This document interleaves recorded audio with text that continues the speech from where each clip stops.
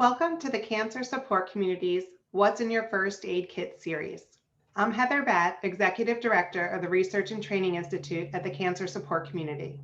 We're a global nonprofit of 175 locations, including Cancer Support Community and Gilda Club affiliates, hospital, and clinic partnerships that deliver more than $50 million in free support and navigation services to patients and families. We administer a toll-free helpline and produce award-winning educational and digital resources that reach more than 1 million people each year. We also conduct cutting-edge research on emotional, psychological, and financial journey of cancer patients and advocates at all levels of government for policies to help inform individuals whose lives have been disrupted by cancer. Our belief that community is stronger than cancer is what led us to create this 7-session program for oncology professionals. We recognize that you, the cancer care community, are on the front lines of care. The care that you provide impacts cancer patients, survivors, and caregivers from the moment of diagnosis and through the end of life. We thank you for your commitment, your passion, and your compassionate expertise. It's my pleasure today to introduce our presenter, Dr. Jamie Aten. He's a disaster psychologist who does not just study disasters, he's lived disasters. He's been a Hurricane Katrina survivor and an early age onset stage 4 colorectal cancer survivor. And we're thankful that he's almost 7 years NED. He is founder and executive director of the Humanitarian Disaster Institute and Blanchard Chair of Humanitarian and Disaster Leadership at Wheaton College. Also, he's previously served as a Fight Colorectal Cancer ambassador. His most recent book is A Walking Disaster: What Katrina and Cancer Taught Me About Faith and Resilience. He's also a contributor to Cure Magazine's Voices and blogs at the Fight Colorectal Cancer's Emotional First Aid and Psychology's Today, Hope and Resilience.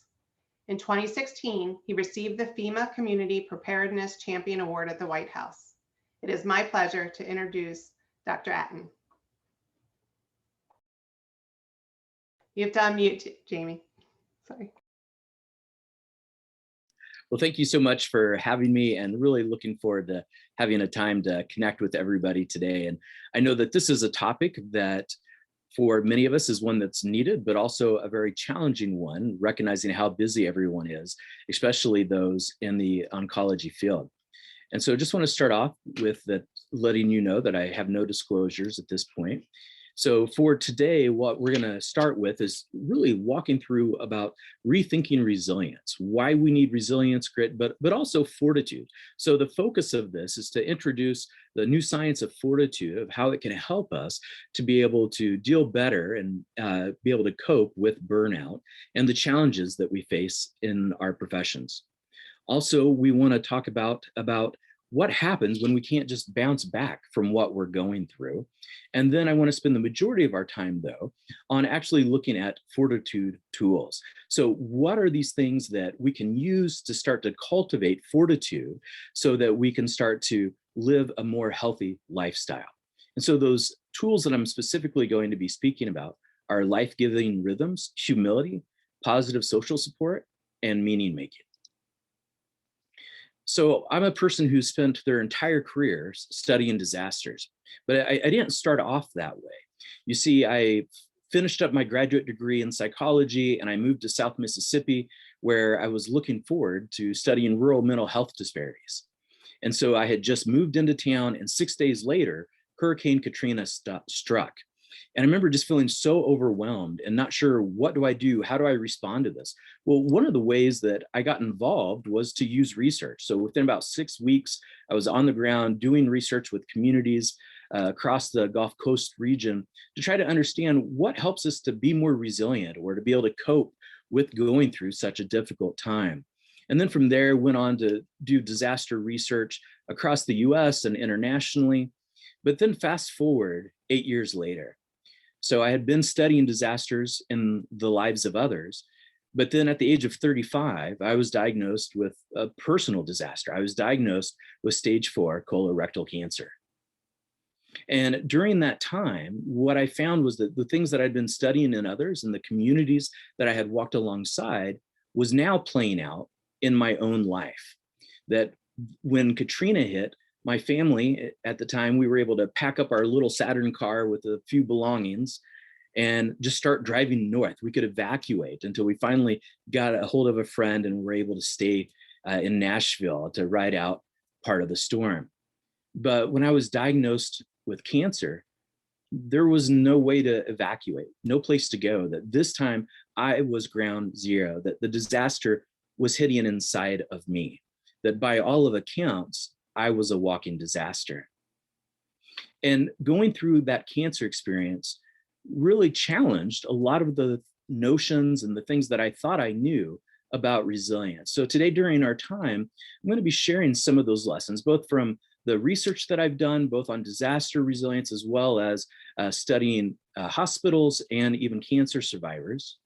I'm also going to be sharing with you today some of the stories and examples of how I've learned to think about fortitude from different disaster zones or humanitarian hotspots that I've worked. And then also sharing from my own experience as a cancer survivor to be able to draw from that. And here you see on this particular slide that this photo here was taken about 8 years ago. So I mentioned that I had been diagnosed at the age of 35, and the physical part was incredibly hard for me through my treatment process. That very first summer after getting diagnosed was doing oral therapy, chemotherapy twice a day, doing radiation 5 days a week.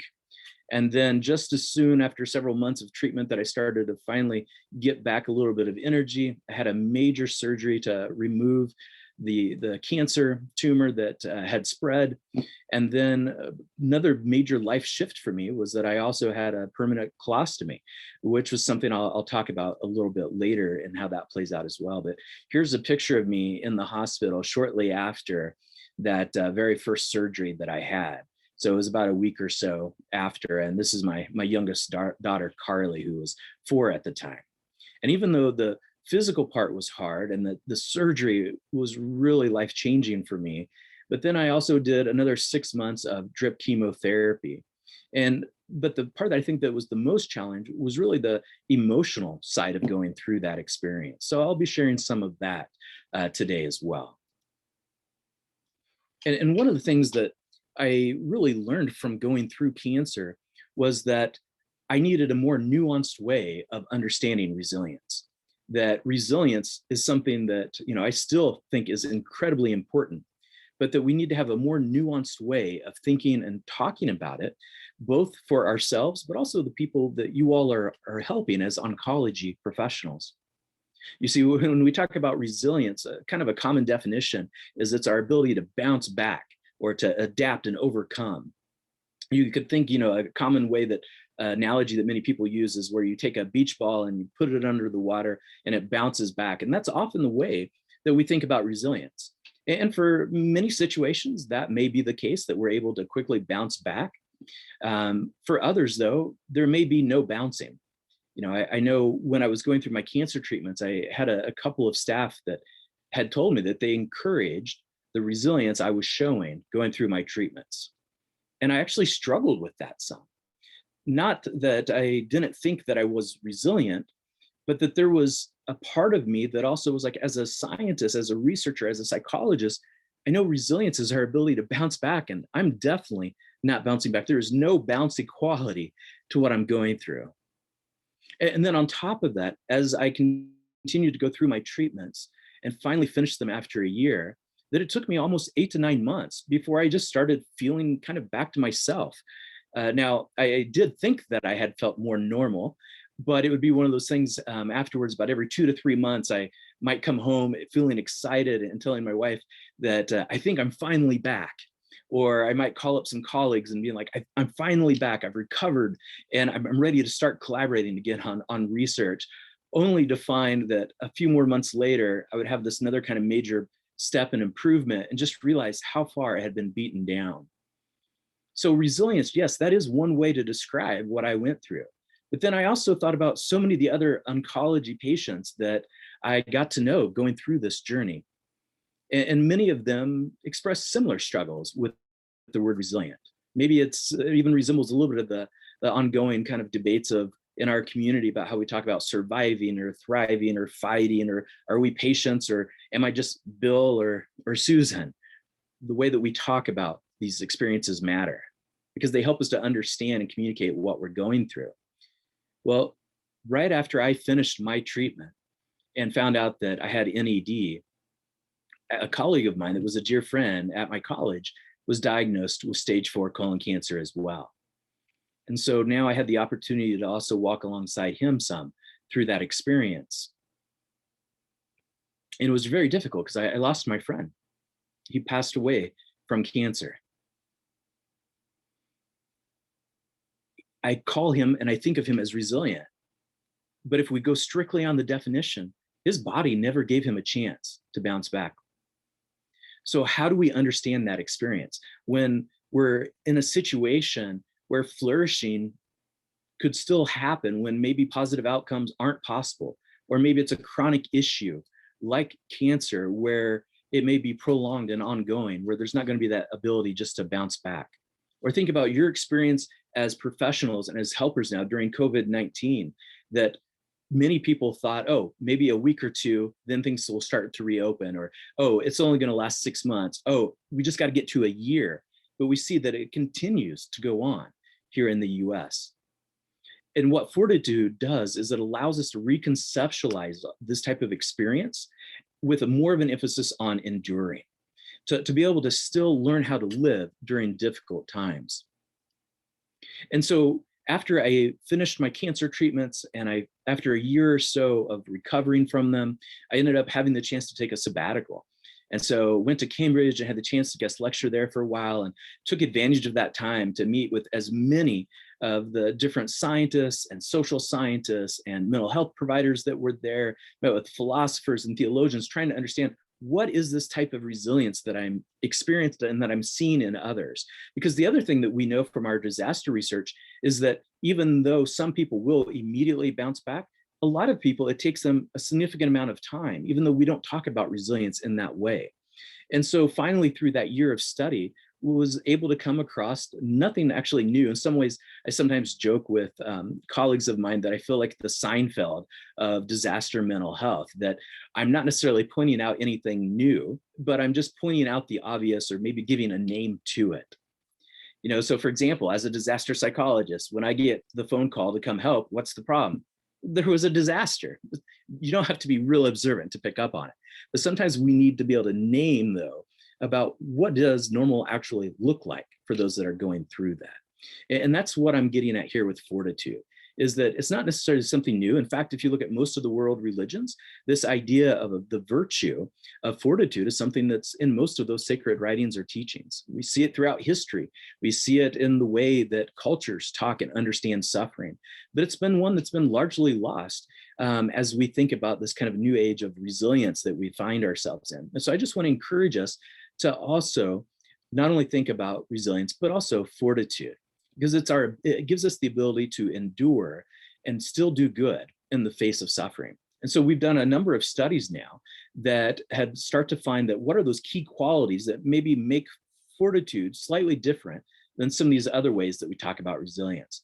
Well, it comes from others, it comes from spirituality or values, or maybe it's the way that we make meaning in our lives. And also that fortitude can be cultivated internally. So I'll be touching on all of those through the rest of the talk.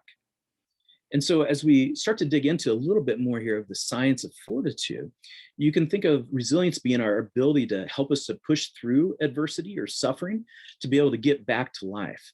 But what fortitude allows us to do is to be able to find life amidst the suffering. And this is something that's not new to, I'm sure, any of you, that it probably does feel a bit like a Seinfeld rerun, that you've seen this play out in the lives of those that you have walked alongside and cared for through their cancer experience. But maybe you didn't have the language for it. And that's what I'm hoping to be able to provide today. So what is the actual difference between resilience or grit and fortitude? Well, we did a study where we've actually developed a scale of spiritual fortitude, and we're able to show statistically, and I know what you're all thinking, how am I going to spend my Saturday and how do I want to promote self-care? Listening to somebody talk about stats. So I promise I won't talk about stats very long, but those of you know that some of you are researchers on the call as well, know that, oh, that's actually something that can be life-giving for us as well. but I won't dig too deep into the stats here, any more than just to say that we found that spiritual fortitude, in terms of the way it hung together on our factor analysis, was different than resilience and grit. So if you think about resilience being our ability to bounce back, grit being our ability to push through, but then fortitude being that ability to endure adversity. And the fact that all of you chose a career path in the field of oncology tells me that you likely got to where you're at and have been able to continue to do the work that you do because you probably have high levels of resilience and grit.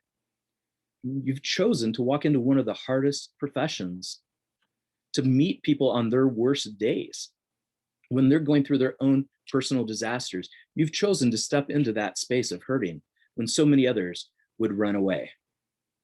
But I want to encourage you that there's also a positive of endurance and from fortitude, because it helps us to know when maybe I need to slow down on the grit. Maybe this is an experience or a time professionally that I can't just push my way through.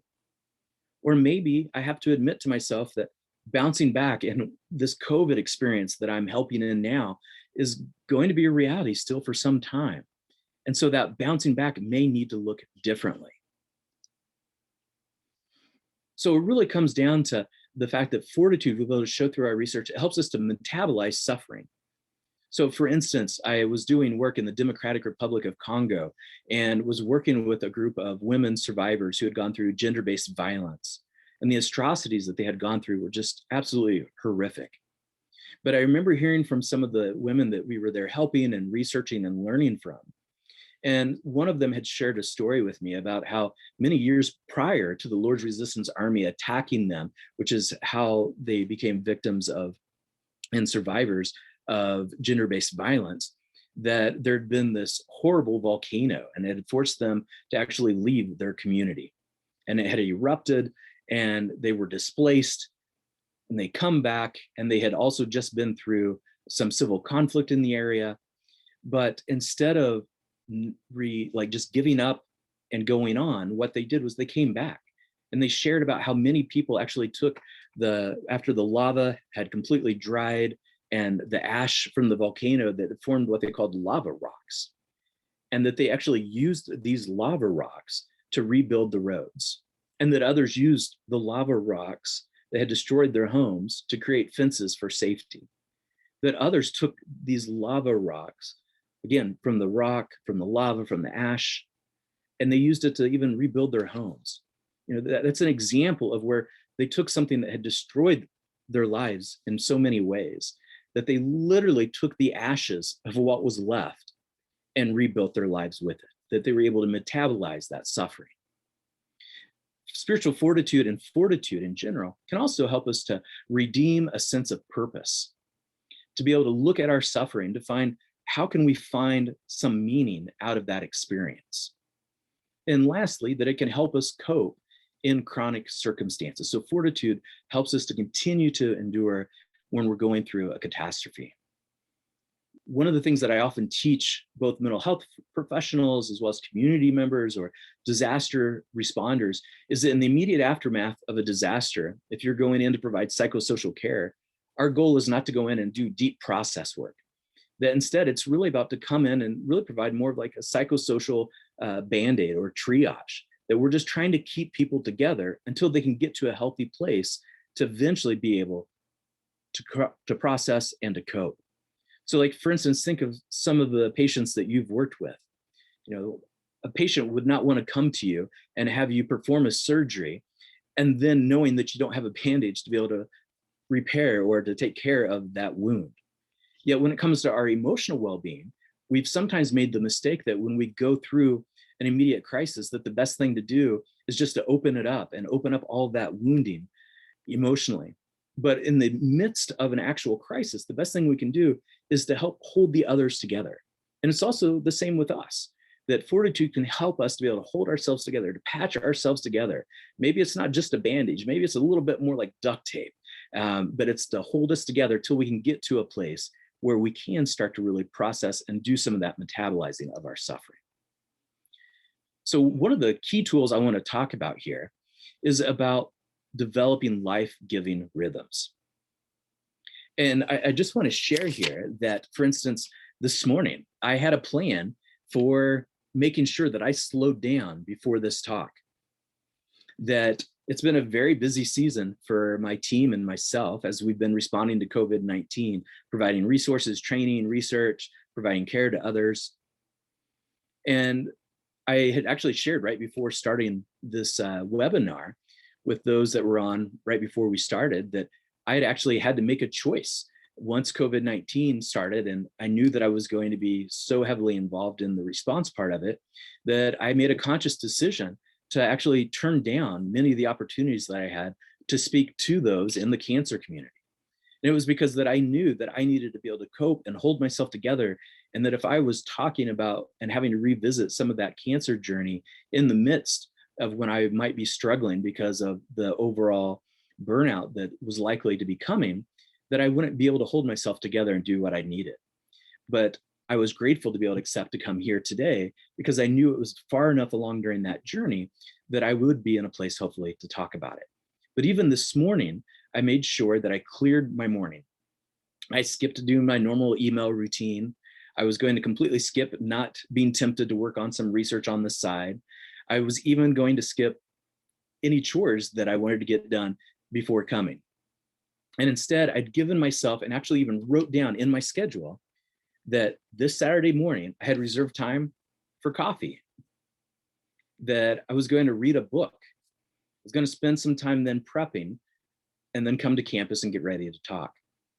Well, being probably something that you all can relate to, I got tempted and I checked my email, only to find that I had a number of death threats this morning in my inbox because I've been speaking on encouraging others to get the vaccine.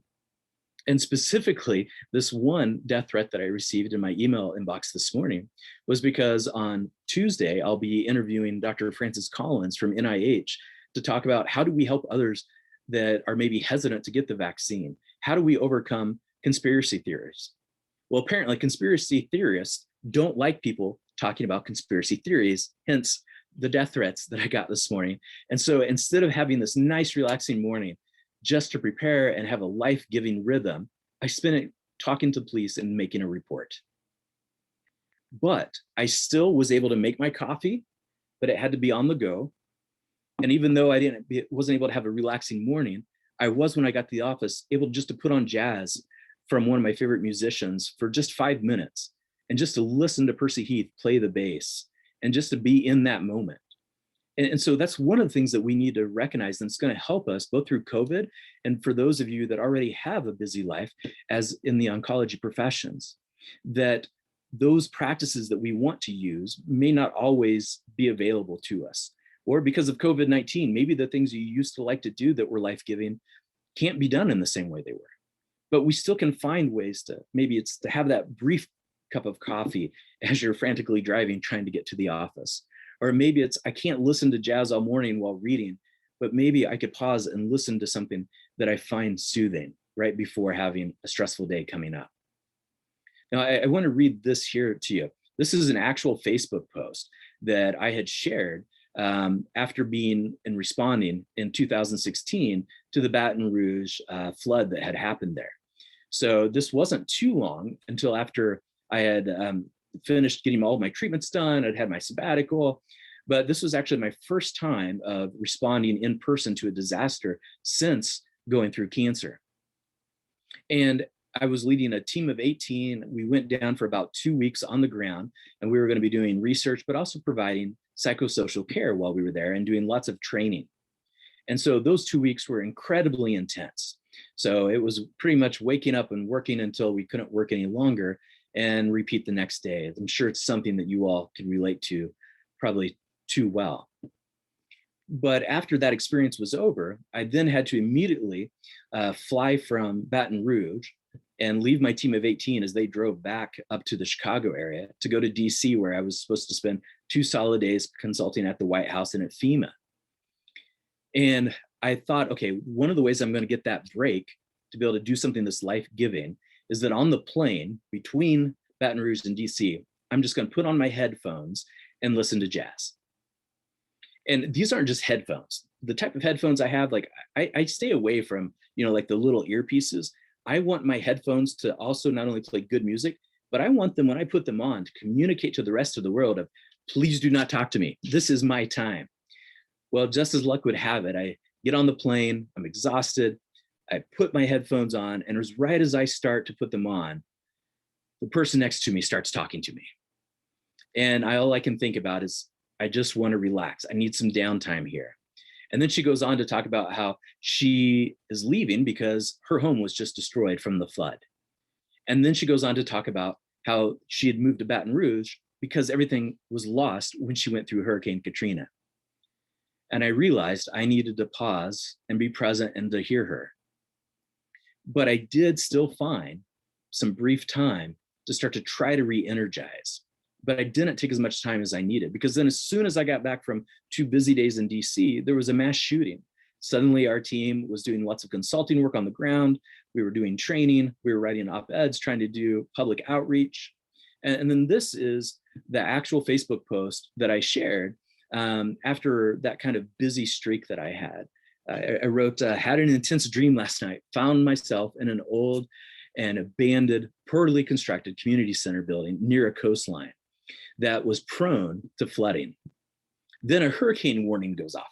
The hurricane was headed straight for the front of the building, according to weather projections. To my left was a river prone to overflowing. On my right was an old power plant, a condemned toxic chemical plant set behind the building. Flash floods were already in effect and too strong to even make it to my car. I was trying to get people to action, but everybody just wanted to watch. Oh, and by the way, we were notified that a small plane was going to try to take and make an emergency landing on the community center's driveway because of the gale strength winds. Thankfully, I woke up, and that's when I figured out that this was just a dream. But I realized that it was my body's way of telling me that, Jamie, maybe you need to slow down here. You need to take a break. And I realized it wasn't one of those things that I could just decide of, oh, I'm going to take the whole next week off. But I could give myself permission to take 2 solid days just to focus on re-energizing. And so we want to do what we can that's life-giving.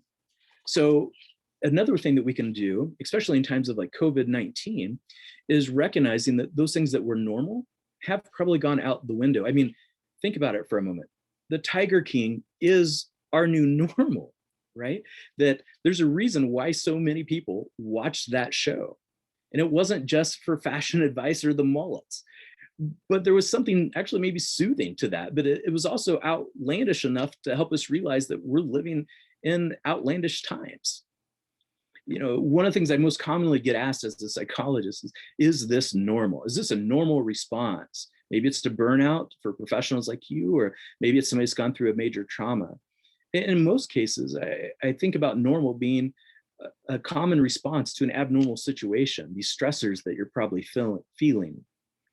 One of my favorite definitions of normal was, I'd worked at a private practice years ago, and in our waiting room, there was this little wooden sign that said, normal is a setting on a washing machine. I realize that's not necessarily a scientific definition there, but I've actually found it over the years to be helpful, that normal is really wherever we're at this point in life. But when you're a professional helping others going through cancer, normal can take a toll.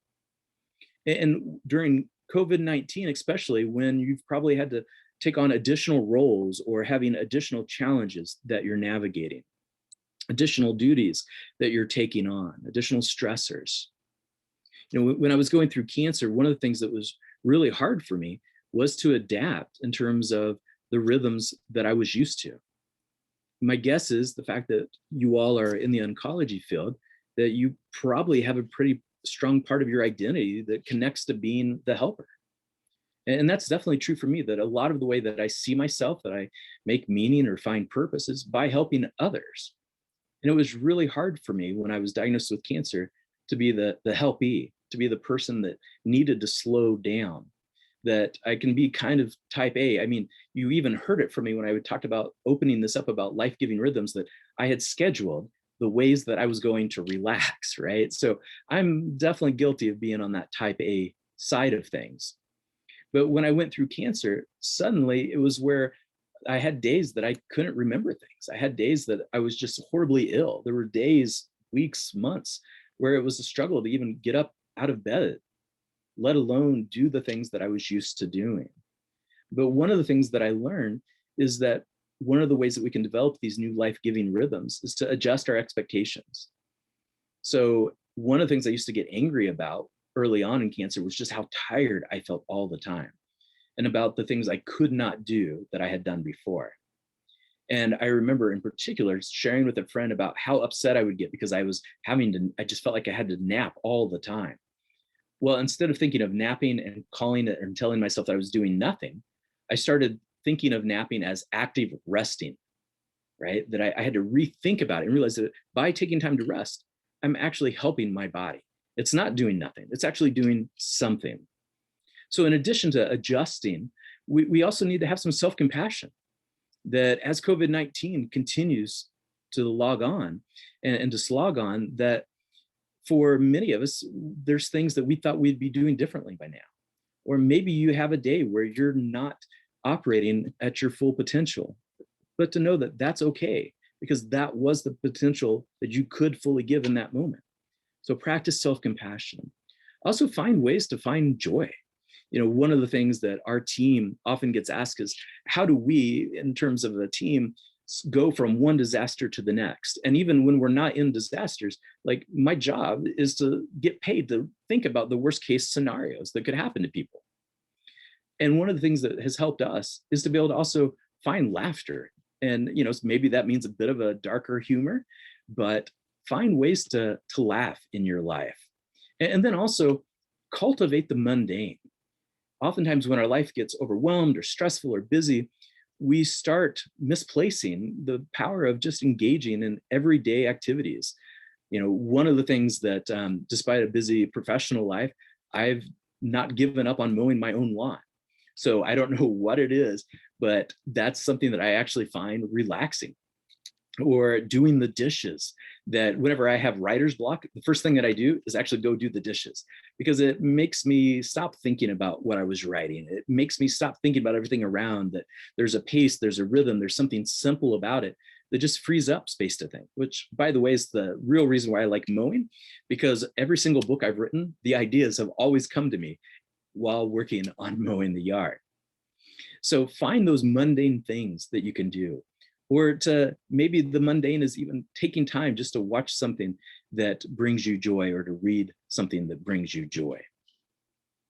Another tool that we can use is to cultivate humility. Now, when I talk about humility here, I'm talking about the virtue of humility, which would suggest that we need to be aware of both our strengths and our weaknesses. And one of the things that we've seen in the research we've done on humility is that it really helps us to also be more other-oriented, but also it helps us to be more likely to know when we need to cut back, or to recognize the limitations that we have in our life. And here you see a study that we did for Journal of Clinical Psychology in medical settings. And we developed a scale of cultural humility for organizations. And we did a study that had over 2,000 hospital employees. And one of the things that we did was that we had people across the organization rate their own humility, and then rate the humility of those people that they reported to. Now, no surprise, most people thought they were more humble than the people that worked with them thought they were. So there was a bit of a discrepancy there. But one of the things that we found were in those hospitals, or in those units or departments in the hospitals, where there was a high degree of perceived humility of those that you worked with, especially the leadership, what we actually found was that if you looked at the Joint Commission and JACO and ARC, the hospital safety culture scale that they developed, we actually saw that as cultural humility went up, that hospital problems went down. You saw fewer disagreements happening. You saw fewer just kind of random problems or mistakes that were occurring. And one of the reasons that that's the case is humility helps us to be able to say, I need help in this moment, or I can't do that on my own. Or it's even to be able to try, it gives us the ability to perspective shift, so that instead of when somebody brings a problem to us that we just automatically get angry, they stop bringing them, which is why we see hospitals sometimes being more prone to mistakes in certain departments, because the leadership has created an atmosphere where it's not safe to talk about problems. But that humility that helps in hospital settings can also help us through difficult times and to cultivate fortitude. So we did another study where we looked at humanitarian aid organizations in 16 different countries. And we did something very similar to what we just talked about here. And what we found was that in those organizations where leadership, as well as those that were literally the kind of the boots on the ground folks that were working in the hot spots, had higher levels of humility, that those organizations had lower levels of burnout, lower levels of staff turnover, and also that the key objectives that they'd stated for their deployments were more likely to have been met. Now, what does that all mean for us then at the individual level of cultivating fortitude or of being able to address burnout? Well, it helps us to start to slow down and to be able to reflect on our experience. It helps us to think about what are our motivations? Like, why am I picking up that extra shift? Is it because I have to, or is it because I'm doing this because I want to be seen as the person that always steps in? Or is the reason why I always go the extra mile for everybody that I care for truly for that reason? Or am I doing that because I need to be needed, right? So there's often a thin line of what's healthy or not healthy. And so we want to understand our own motivations. Something else that we can do is start to accept. So humility helps us to accept what we can or what we can't do. That there may be things that you have goals, or maybe it's certain types of outside activities even that you enjoy in life outside of work, that you've set these goals that maybe some of them you need to let go of to be able to find a better pace. So when I talked about, and as I talked the rest of the time here today about trying to reduce burnout through fortitude, I'm not telling you that you need to have this perfect balance in life. In fact, I've actually found that idea of balance sometimes as a struggle and something that's been more harmful to me than helpful, because then I suddenly start to feel guilty of, well, I didn't do X amount of time today exercising like I had planned, plus I didn't do X, Y, and Z. So I know there are times in life that you sometimes can't stop, that you have to push, you have to be busy. But I think rather than thinking about trying to have this perfect life work balance all the time, I like more of an analogy of surfing, that it's okay on occasion to be able to ride these waves of busyness. But humility lets you know when maybe the wave that you're on is going to be dangerous and you need to go back down, or maybe you need to get completely out of the water for just a while. So it's okay to have busyness, but try to find these healthy rhythms, and humility is one of the ways that you can start to do that. Another way that humility will help you cultivate fortitude is by perspective shifting, that it'll help you see things from those, both maybe it's to the patients that you work with, to also being able to not just make assumptions about the person that maybe you're having frustrations with, or maybe even your administration, for example, or maybe you're the administration about your staff that you're working with. But it helps us to pause. So for example, think about the last time you got cut off in traffic. I really doubt that you paused and thought, I'm going to give that person the benefit of the doubt. I bet they're just having a rough day. Maybe they just didn't even see me in their rear view mirror. That's probably not what you said. Instead, you probably called them a jerk or something else, and you thought about how great of a driver you are, and it couldn't have been your fault that experience just happened. But humility acts really as kind of a social oil, that if you think about like gears and how we need oil in them to keep them from grinding, well, our relationships need a bit of that buffer as well. And humility does that. It helps to reduce the friction that we have in our lives, which is going to help not only cultivate fortitude, but also start to reduce burnout. One of the other tools that we have at our disposal is being able to make sure that we cultivate positive social support. So I actually brought this with me today and I wanted to show it to you. So this is a bracelet, just a simple rubber bracelet that after I was diagnosed, that one of my colleagues that I work with had tons of these things made. I have no idea how many that are made. And on it, it's got my name. And then it just says, here are prayers. Simple little bracelet. Well, I didn't just bring this with me today. I take this everywhere I go. I don't wear it any longer, but I actually keep it in my backpack. And I have an extra one that's in my nightstand at my house. And the reason why I do that is it reminds me about the power of community. So my friend Michael, who made these, handed them out and brought them to my family, and everyone wore it for the entire year. I remember my daughter, my middle daughter at the time, the bracelet, when she put it on her little wrist, it went all the way up to her bicep. So she actually wore it as an ankle bracelet. And she told me, Dad, I'm not going to take this off until you're done with your treatments. And so once I finally regained my health, our family, we took them off, but I keep them with me to remind me of those that care for me, that I'm not alone in my experience, and that you're not alone in your experience, that there's others that are also maybe struggling and need help. Now, you see this picture here that I'm sharing with you as well, of a man wearing a blue bracelet.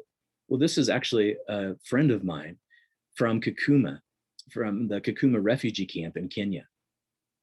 You see, prior to being diagnosed, we had started doing work in Kenya in the Kakuma refugee camp, working with refugee leaders in the camp around trauma care. And then the year that I was diagnosed, we were getting ready to make another trip back. And I wasn't able to make the trip because of my health. But my colleague David was wearing one of those blue bracelets. And this friend of mine asked if he could have the bracelet as a reminder to think of me, to be able to send his prayers, he said, to send his thoughts as a reminder. This picture isn't from 8 years ago. This is a picture that was sent to me from another one of my colleagues that was leading our team back to Kakuma right before COVID-19 broke out. Or excuse me, not just right before it broke out, but the week when everything started to shut down. So our team was actually in Kakuma as they were starting to shut down different country borders. And I get this text message with this picture that my friend in Kakuma, who's still living in the refugee camp now for over 10 years, and he had had this now for a total of 8 years, still wears it. And the first thing he shared with my colleague Jenny was, I still have this. How is Jamie? Let him know I am thinking about him, that he is on my mind and my heart. Don't underestimate the power of social support. And you see, the reason why I couldn't go this time, even though I'm still in ED, is that I still end up being hospitalized once to twice a year, sometimes for a week. I've had a couple times where it's been closer to a month because of just complications that I've had, maybe from an ileus or any other number of side effects from the different treatments that I've had over time and surgeries. And so I still struggle, but I still push through when I can. But I also know when it's like, I have to tell myself, I can't go to Kakuma. I have to give myself permission to stay home and rest. And then something like this happens. It's so meaningful. So as we start to develop relationships, especially as helpers, we want to make sure that we're focusing on those that are positive.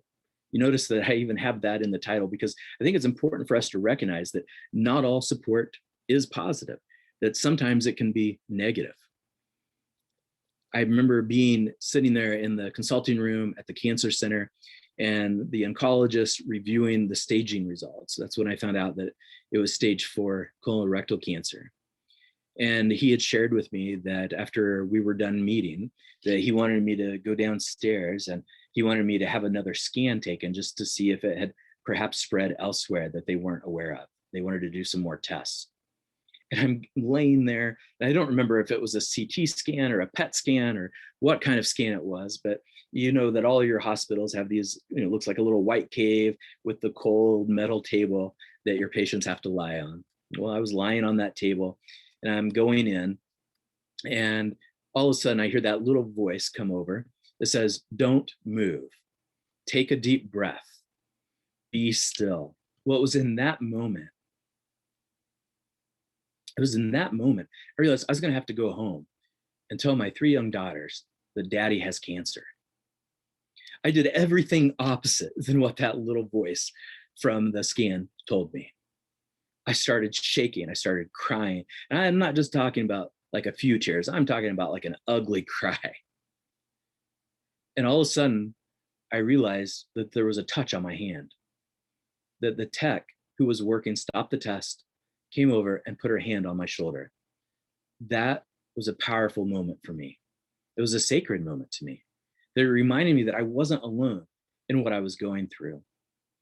But then she decided to talk and went on to share with me, well, you know, Jamie, at least the cancer you have, you're not going to have it as bad as when I had cancer. And then she goes on to say, you know, God only tests the strong. And I remember thinking in that moment of, oh my goodness, I can't believe she's saying this. And I start to get upset about it. And then I thought to myself, now I have the perfect story for the rest of my career of what to tell others, of what not to say about how to help. So this is the example of what not to do in those situations.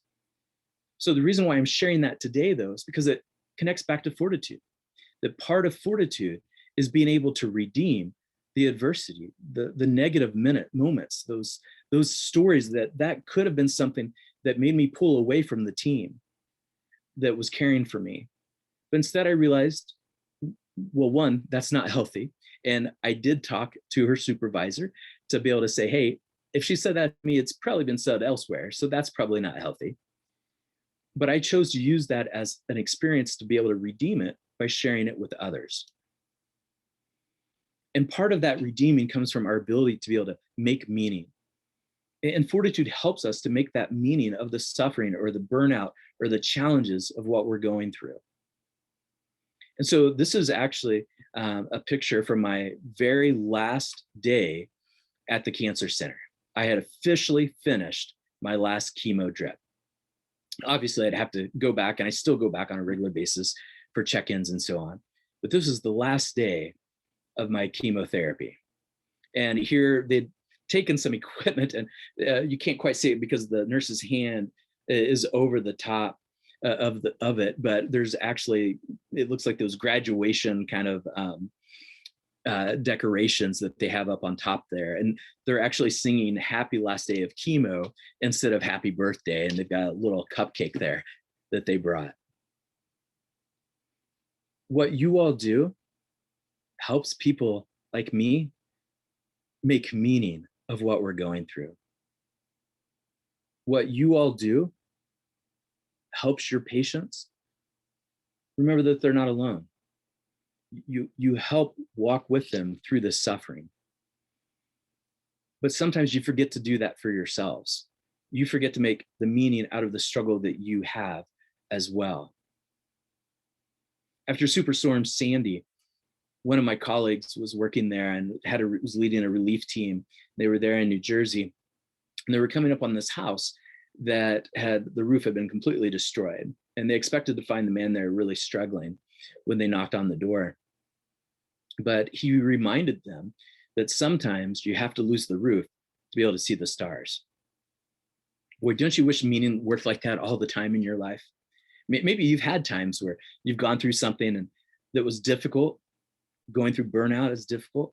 Maybe you were able to find meaning, but most likely your story probably didn't end up with, oh, I saw the stars.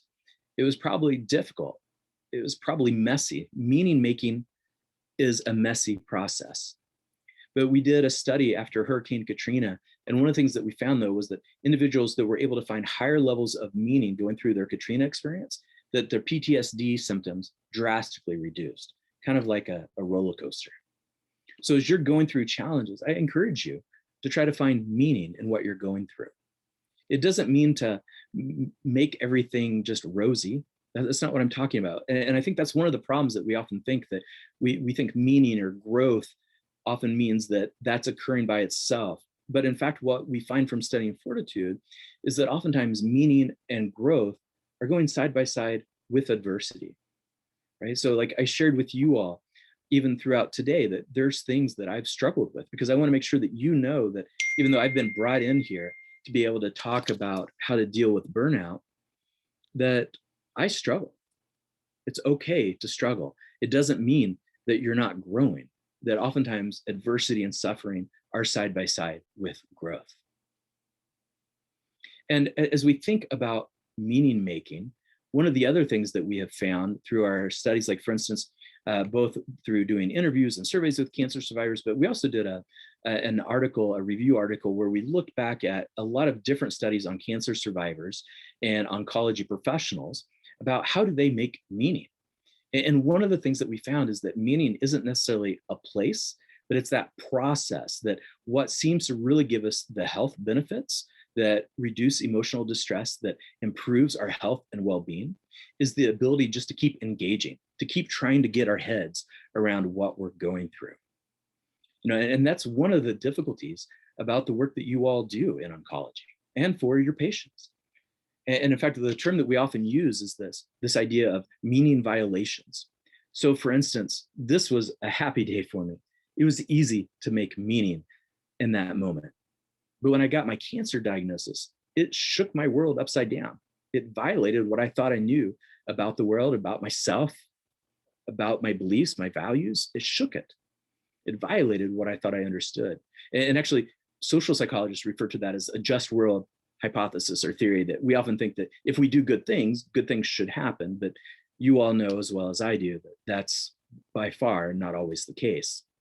And I remember, as my oncologist told me that I had cancer, I remember this one moment, he kept trying to talk to me. And at some point I kind of tuned out, where it felt a little bit like Charlie Brown, where I couldn't really hear what he was saying through the tears, that I knew he was talking, but I couldn't even hardly hear him because I felt so overwhelmed. But then I remember even having this silly thought of, how can this happen to me? I'm a good person. I mean, I recycle, right? And it shook me. And I'm sure you've had experiences through COVID that have shaken you. And I want you to know that that's okay, but keep engaging to make meaning through those experiences. And I want to end on one final thought here about meaning making, that another way that we can make meaning in our lives is through gratitude. And I realize that that can sometimes be a hard thing to hear, that, and I don't mean this in things are so hard, but, oh, it could be worse. I'm not talking about that kind of gratitude. I'm not talking about platitude forms of gratitude, but rather the virtue of gratitude. So you see, as we've talked today throughout this whole time, you've probably noticed that as we've talked about how do you foster, what are the tools of gratitude, of fortitude, that they're actually also virtues. The philosopher John Locke said that fortitude, the virtue of fortitude, is the protector of the other virtues. And so that's what I hope you'll take away, is the need to cultivate virtues in your life. And gratitude is one of those. And I realize it can be hard to find things to be have gratitude about in the work that you do at times, that you see significant loss and challenges ahead of you.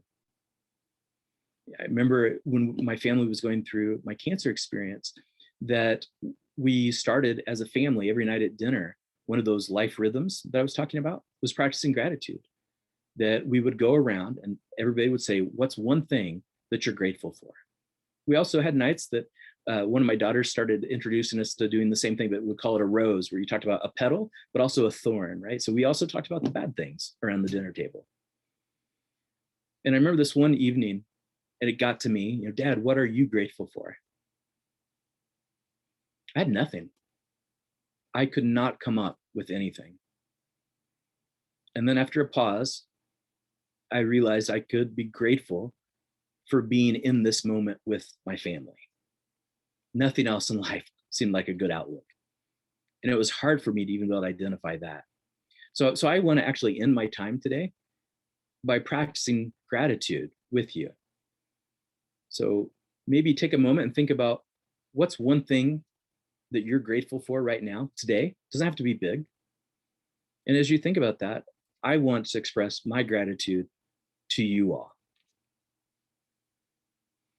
Thank you for choosing your career paths in oncology. Thank you for choosing to walk into what are, for most people, the worst moments of their lives. Thank you all for pushing through COVID-19, for showing up for those of us that need you. Thank you for going the extra mile, for looking out for your colleagues. Thank you that despite the demands compounding day after day after day, whether it's from the insurance companies to quotas that you have to meet, to the extra demands of all the complications from COVID-19, thank you for continuing to do what you do. And my hope is that you'll be able to find also something to be grateful for, because we need you, and we need you now when we're going through these difficult times. But know that your patients, your team, your staff, they're going to need you for the long run as well. And so my hope is that through what we've talked about today, by learning how to cultivate fortitude through these other virtues, that it'll help you to endure, but not just endure, but that you would flourish. So thank you so much for your time. So now I want to be able to open it up to questions and answers.